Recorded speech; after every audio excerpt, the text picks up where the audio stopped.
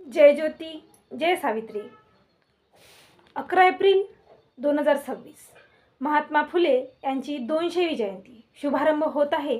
त्यानिमित्ताने महात्मा फुले यांनी त्या काळी अखंडद्वारे मोठे प्रबोधनात्मक कार्य केले, ते आजही उपयुक्त आहे।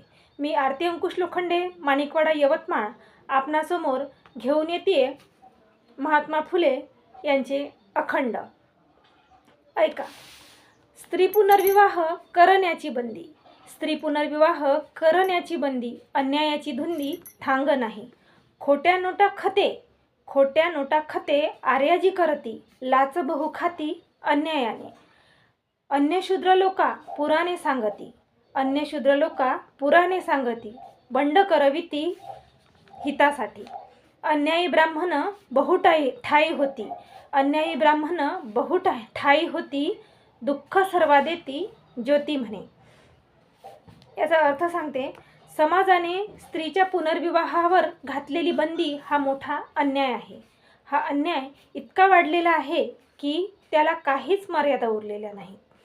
तथाकथित आर्य उच्चवर्णीय लोक खोटेपणा करतात, फसवून लाचलुचपत करून स्वतःचे स्वार्थी हित साधतात। शूद्र अतिशूद्र लोक जुने अन्यायकारक ग्रंथ व नियम ओळखून स्वतःच्या हक्कासाठी बंद करण्यास तयार होतात। ब्राह्मण वर्गाकडून मोठ्या प्रमाणात अन्याय होत आहे, त्यामुळे सर्व समाजाला दुःख भोगावे लागत आहे, असे ज्योतिराव फुले ठामपणे सांगतात।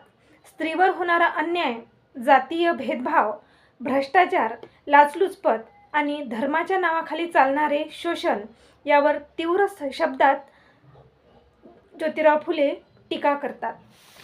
महात्मा फुले यांनी दिलेला संदेश आजही उपयुक्त असून आपण सर्वांनी त्यांचे संदेश उपयोगात आणावे, ही विनंती सावित्री शक्तीपीठ पुणे महाराष्ट्राच्या वतीने आम्ही करत आहोत। आमच्या सावित्री न्यूज इंडिया चॅनलला लाईक करा, सबस्क्राईब करा। धन्यवाद।